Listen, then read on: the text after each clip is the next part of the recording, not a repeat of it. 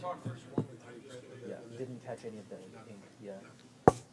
All right, I'm recording now. We'll have a lunch break after this before we introduce our new publication to you. Phil and I are going to talk about it for a little bit, but first, I'm very pleased to have Lieutenant General Dave Zaytar Deptula with us. Most of you in here already know everything about him that there is to know. He's at the Mitchell Institute now, thanks to his folks who are doing this AV work for us while we're here. But more than that, I think you're going to really sit up and listen to what he's got to say. This is the perfect crowd for this talk, so let's welcome Zaytar. No, thanks very much for the introduction. It's wonderful to be here. It's a real privilege. And I'm not going to give too much happy talk up front because I've been told I have 20 minutes, and I'm going to give you about an hour's worth of information. Actually, it's more than an hour, but I'll try to condense it. But I thought if there's any, when I was given the opportunity to come here, I thought, okay, what could I talk about this august group that might be of interest to them? And so it's the current state of the Air Force and the current state of the Space Force. Some of you might not know just how bad it is. And I was thinking as I was sitting over there listening to some of the former speakers in terms of who's going to unravel and explain how we got to the situation that we're in today. Because, oh, by the way, this just didn't happen overnight. This happened over a period of 30 years, since the end of the Cold War. So I'm getting a bit ahead of myself, but let me jump right in. This is what we're going to go through today. We're going to talk about threats, state of the Air Force, Space Force, some of the priorities, bottom lines, and then if there's time for questions, great. If not, part of my purpose is to raise the subject. You all will have the charts. You can look at them. So some of them I'm going to run through really fast. Now, last year, the National Defense Strategy Commission came up with a very interesting report, and that was one of their conclusions. I think it states it pretty well, except I have one correction. We're not just facing the most serious set of threats that we've faced since the end of World War II. We're facing the greatest series of threats we've ever faced in our history as a nation, period, dot. Okay, so what does that mean for the collective armed forces writ large? Well, it means that the Department of Defense needs to focus on what matters, to build a strong military, to accomplish those priority items that you see there. And I'm, in the interest of time, I'm not going to run through them all, but I think you understand that. Now, here's the problem. Your Air Force today is in a force structure and readiness nosedive. We're at the point in time where we're the oldest, the smallest, and the least ready Air Force in our entire history. And, you know, in September, it's going to be 78 years. At the same time, the Chinese is the newest, the largest, and the most ready in their history. What's wrong with this picture? Now, unfortunately, some folks on active duty take this as a criticism. It's not a criticism. It just didn't happen because, you know, we happened to figure this out on their watch.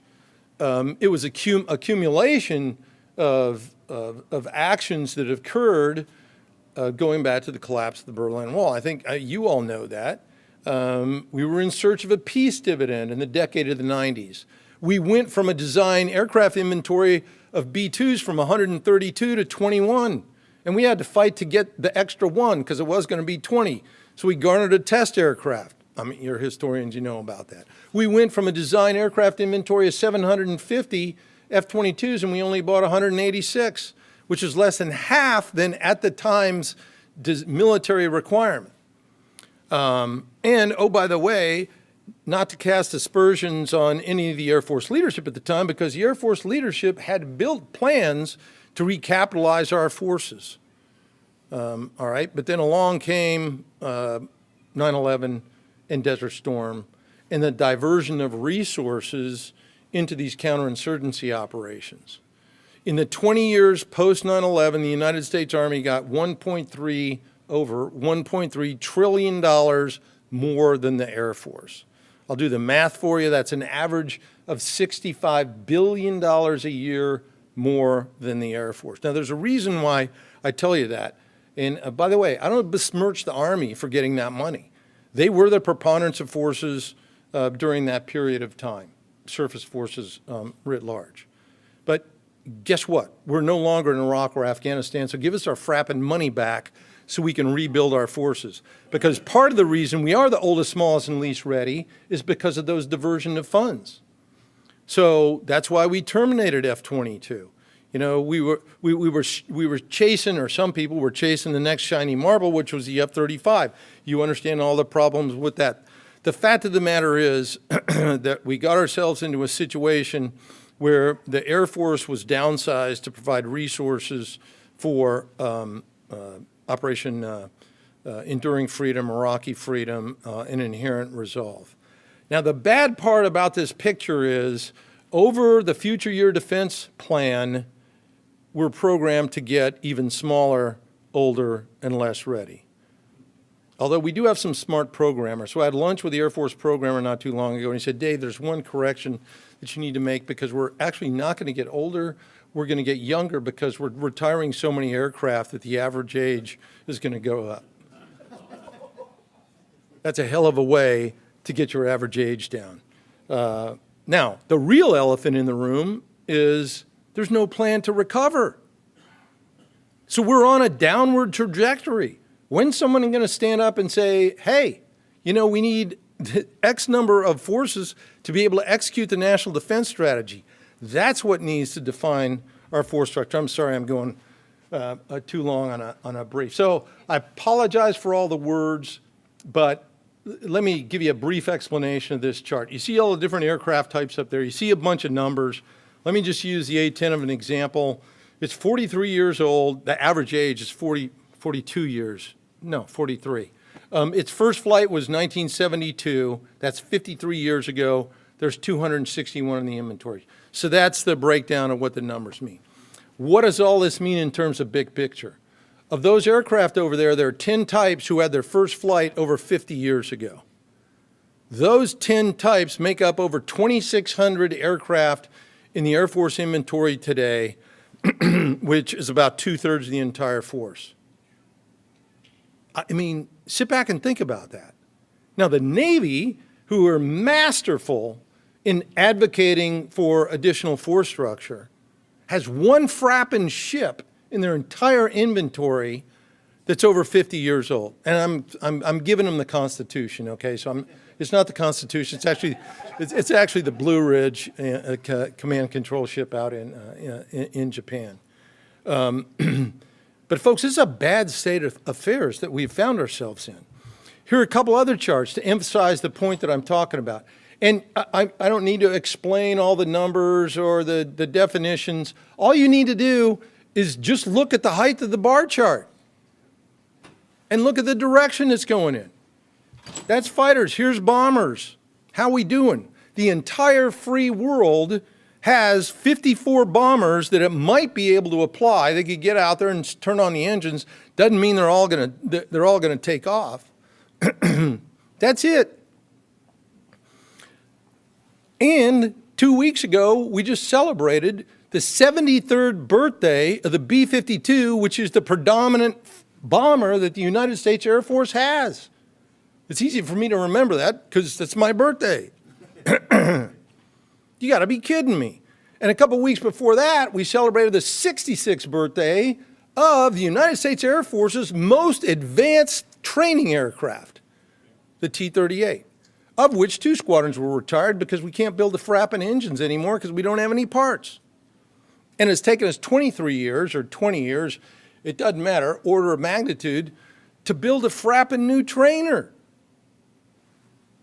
Sorry, I don't have any strong feelings on the subject. So I took some data from Air Combat Command and turned it into this graph here just to give you an indicator of where we are relative to when we fought our last major regional conflict, which was Desert Storm. 60% fewer fighter squadrons today than then. Now the next number should be of immense importance to any of the aviators here in this room. Back in '91, we were averaging over 22 hours a month. That's about three sorties a week. Today, we're less than 10. You know, the numbers fluctuate. But this is not good. I can remember as a young captain flying F-15s at Kadena Air Base, 79, 80, 81. We used to make fun of the Russians and the North Koreans because they flew less than 10 hours a month. You remember General Jumper used to talk about, look, you could put one of our pilots in their aircraft and their pilots in our aircraft, and our pilots would still beat them, with a nod to the kind of training that we're getting. Not anymore, folks, because the Chinese are now flying over 200 hours a month, and we're flying less than 10. Average fighter age. I can remember, where's John? Back in early 2000 days when we were doing QDR, I can remember sitting down with General Ryan. Actually, it was Joe Worley who was the programmer at the time, and we were besmirching the fact that, the average age of the fighter force was like 11 years, and if we get to 15, we're going to fall off the face of the earth. And here we are at over 30. Why is that important? Well, on any given day, there are 700 Air Force aircraft that are grounded due to lack of availability of spare parts. How many of you in here own a 1961 Buick Electra? I actually have to be careful with that because I gave this presentation at the American Legion conference downtown, and there were two dudes in the back that go, I got one of those. So my question was, what happens when your starter goes broke? Are you going to be able to find a new starter? And the answer is yeah, but it'll probably take about 3 months after you scour all the junkyards around the nation. You all understand that, but that's what age does. All right, let's switch to the Space Force for a minute. Okay, we got some space. DT, wonderful to see you. You can correct me to 100%. The Space Force has resource challenges too, but for a different reason. They're underfunded, they're undersized, and the consolidation that was supposed to occur of all of those DoD agencies, ostensibly, which was one of the principal reasons to bring the Space Force together, simply hasn't happened. I encourage all of you to take a look, and General Saltzman, I think, is doing a magnificent job in articulating these points. I read his posture hearing testimony yesterday, and he did an excellent job in terms of making sure that Congress understands this, which is part one of fixing the problem, is making sure people know about it. Real quick review of the impact of the 25 budget. First, we don't have a 25 budget, and we're not going to have one. We're going to have a continuing resolution. I don't need to explain to this audience the impact of a CR. It's kind of a modified CR. But the points I want to make is the previous administration talked about increases in the budget. When you include inflation, there are no increases in the defense budget. You know what the dirty little secret is about the first DoD budget coming out of the Trump administration? It's a decrease too. So part of the concern is, what is it going to take to wake up the American public and the Congress to recognize the severity of the threats and the fact that our military writ large to a degree, but in particular the Air Force, has gotten dangerously small and way down in terms of readiness. The only other thing I'll highlight here is in our 25 budget request, it requests cutting 250 aircraft while we're only buying 91, and those are totals. And you're going to see that kind of disparity if you could look into the FIDEP, which, by the way, they're getting closer and closer hold with all of these, what used to be public, they're now not releasing, particularly readiness numbers, but that's another issue. I didn't mention the fighter pilot shortage. It's not just fighter pilots, it's pilots across the board, but a perennial 2,000 pilot shortfall. This becomes significant when you take into consideration, even if we got additional pilots, we don't have the planes to fly them in. Okay, this is the absorption problem. You need sufficient force structure to fly the aircraft. The bottom line, the Air Force is in a death spiral, and it's eventually going to collapse if we don't do something about it. And the Space Force, quite frankly, is not growing fast enough. So what do we do about all of this? Here's my macro level objectives for our new Secretary of the Air Force. Kind of obvious. There's some folks out there talking about, well, we need more Air Force. That's great, but before we get more Air Force, we need to kind of stop the decline in the Air Force that we have and rebuild it, and then maybe we can grow it. And then we need to resource the Space Force and get serious about it to meet the demands of the National Defense Strategy. Now, one piece, it's a bit arcane, but I think it is part of what is the challenge, is this issue of pass-through. There's about $45 billion that's in the Air Force budget, not 1 cent of which goes to the Air Force. A lot of people say, well, what does it go to? I don't care. It could go to buying potatoes. It just doesn't go to the United States Air Force. Why is that important? Because if you go to the Department of Defense budget briefing and you look at the first chart, it shows the relative allocation of money to the different services, and who comes out number one? The Air Force. So Congress goes, what are you all bitching about? You're getting the number one amount of money.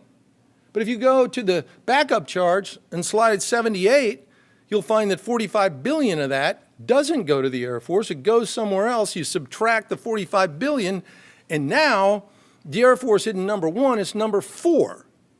Navy, Army, other OSD agencies, then the Air Force. Okay, I'm going to leave these next two. These kind of get into some specific recommendations that are in a paper we did, recommendations for the Trump administration, both Air Force and Space Force, and get to the bottom lines here, and then I'm going to make sure that you have plenty of time for lunch, maybe 1 or 2 questions. We got great people. My challenge in presenting the facts that I just presented you is it has nothing to do with our people. They're extraordinarily impressive. There's lots of ways I can talk about this. But if they don't have the proper tools, they can't execute the functions that we made them great people to be able to do. We're too old, too small, and not ready to execute what? The National Defense Strategy. And it's just going to get worse if we don't correct it. Recovering is costly. It's about $40 billion for the Air Force, about another $5 billion for the Space Force, but they can take all the money they can get. They have an absorption problem too. And that's in terms of being able to spend all the money they might get. But that's a nice problem to have versus not getting the money in the first place. And it's not hyperbole to say that if we don't do this in terms of the nation, the Congress, fixing our Air and Space Force, we risk losing the next war. Not just the next air war, the next war. Because the Department of the Air Force is the only indispensable force. By that I mean there are no joint force operations that can be conducted without some element of the Air Force or the Space Force being involved. Period, dot. You can't say that about any other service. Look, I've been a Joint Task Force commander twice. I believe that we need to have the strongest Army, Navy, Air Force, Marine Corps in the world. Space Force, Coast Guard, anybody else I left out. But the point is we need to stop the decline in our Air Force, and we need to adequately fund the Space Force. Because as that bottom line actually says, you know, the only thing more expensive than a first-rate Department of Defense or Department of the Air Force, you can interchange them, is a second-rate Department of Defense or Department of the Air Force. So let me stop there. I think we might have time for 1 question or 2, and then you can all go have lunch. But I'll make sure that you all have this available. There's a couple links in there. I show a video on China threat. But again, I'll skip that. Questions? Yes, sir.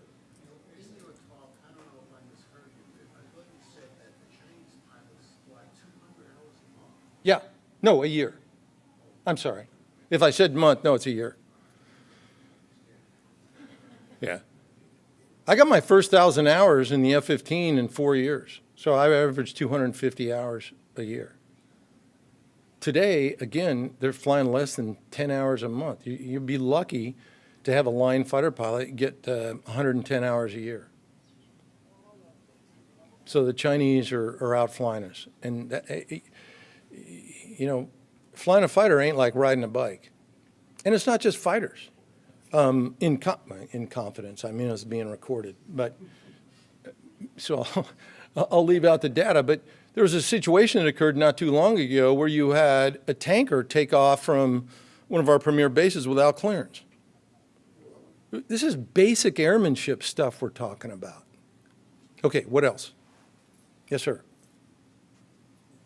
It's okay. He'll bring you the mic. I can wait. All right. So you talked about, I don't know if this issue is on your radar, but you talked about that you're having like personnel issues, like people joining the Air Force. I've seen this across the nation in ROTC debts, where the standards just keep changing, and it's not really what it is in big Air Force, and people just keep getting dropped over and over again, and it seems like they're trying to drop as many people as possible. I don't know why that is.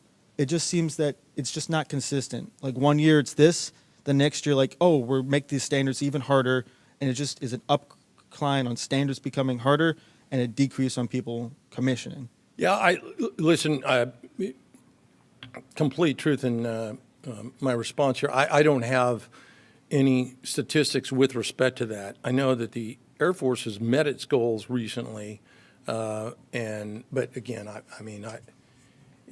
I think there's an effort to, and I've heard a little bit of this from the field.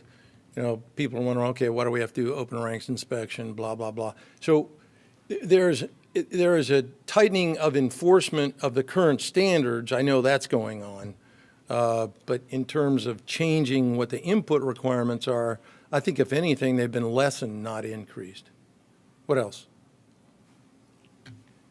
Colonel Meilinger. Good to see you again. Long time no see. You got a room full of historians here, and I look upon the problems that you're talking about as largely our fault, in the sense that we have been unwilling or unable or afraid to tell the story effectively of what air power, what space power can do, what it has done, and what it can do for the future. Do you see that, and I always kind of compared it to, we're like teenagers who are full of self-confidence, bravado, and zits. In other words, we're just, we are unwilling to, we're on the one hand very proud, but on the other hand, we are self-conscious about our abilities and whatnot. Do you see that in your position at the Mitchell Institute, where the Air Force is seen as being parochial and out of touch if they ever try to beat their own drum, and they're not allowed to do that sort of thing, and that is rubbed off on our Air Force hierarchy? It's a magnificent question, and it's one I could speak for hours on.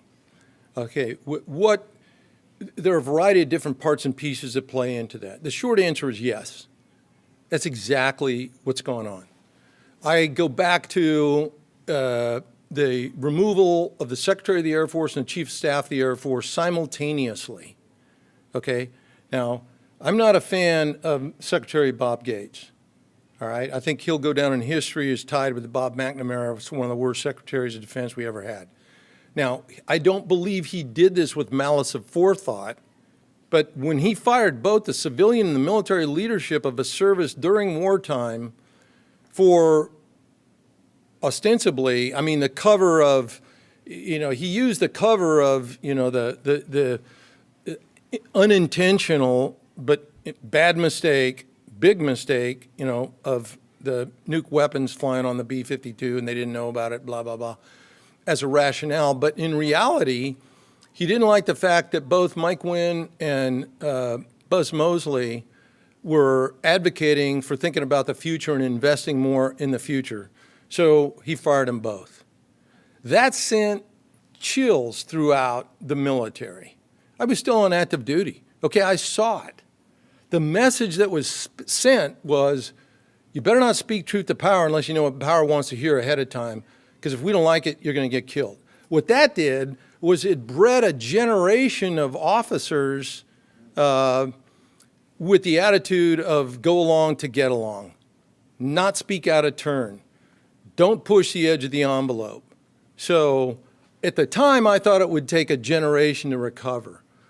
We've already passed a generation or close to it, and I think it's going to take more than that. Again, it's a much more complex problem. I don't think that, and I know there are some Air University faculty members in here, I don't think Air University is doing a very good job in teaching the fundamentals of air power to the next generation. There's way too much focus on the current shiny marble. We're trying to teach jointness at a way too early level, where in order to have real jointness, you have to have a fundamental understanding of your service principles, and they're not getting that. In what that all leads up to, and I'm sorry for the complex answer, but it's a complex issue, is if you don't understand what the virtues and values of your own service are, you can't articulate the rationale for why we need to fix what we see has been a symptom.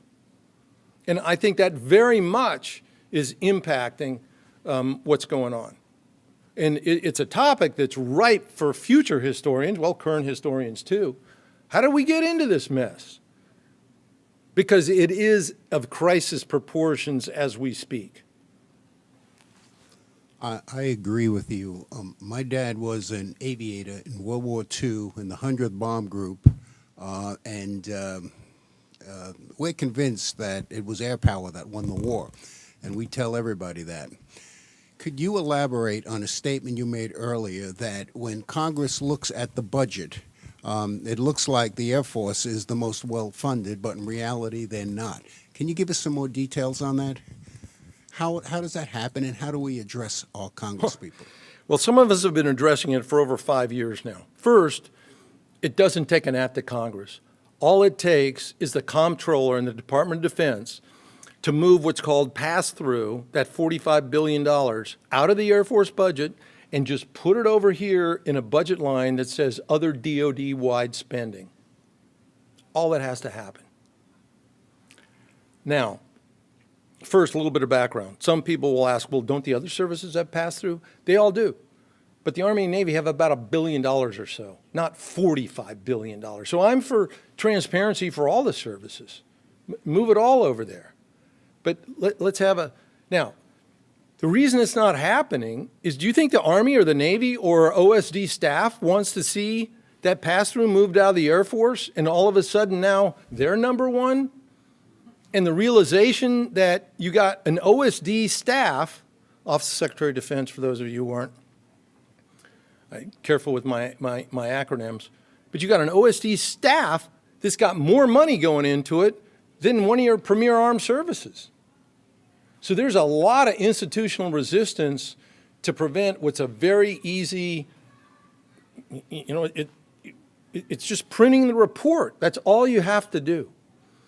Now, there are people out there, including the former secretary who, you know, I tried. By the way, we came really close when Secretary Wilson was Secretary of the Air Force.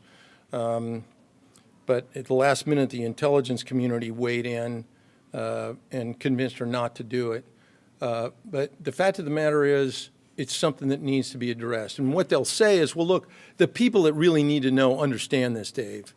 And what they're talking about are the folks on the Armed Services Committee and the Appropriations Committee, the defense staffers. I'm going, no, they're not the issue. The issue are the other 400 plus Congress people that don't have that insight. Those are the people that you need to get to. It's easy to fix, but it's hard to fix at the same time. But it's hard to fix not because of actual reality of the situation, it's because of the institutional dynamics involved. Look, I appreciate your time. I want to make sure that there's plenty of time for lunch. Thanks, it's wonderful to see you all again, and have a great air and space power kind of day.